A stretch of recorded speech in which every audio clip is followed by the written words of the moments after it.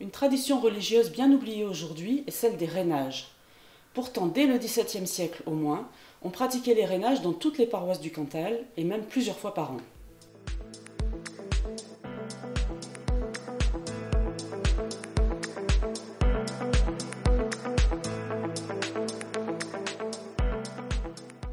Mais en quoi consistait la pratique des rhénages?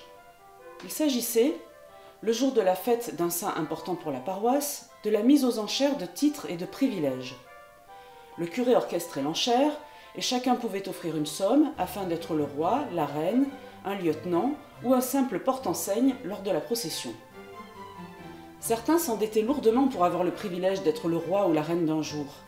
Le curé, quant à lui, récoltait un peu d'argent pour couvrir les divers frais d'entretien de son église.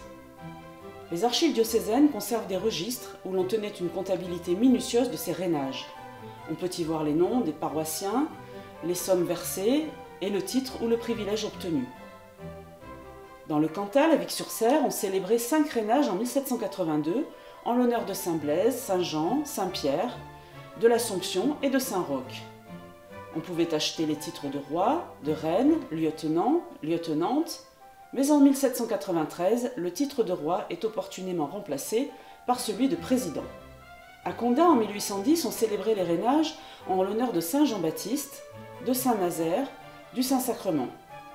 On élisait un évêque, un lieutenant et divers porte-enseignes, porte-étendards, porte-images, porte-flambeaux, porte-rubans, etc.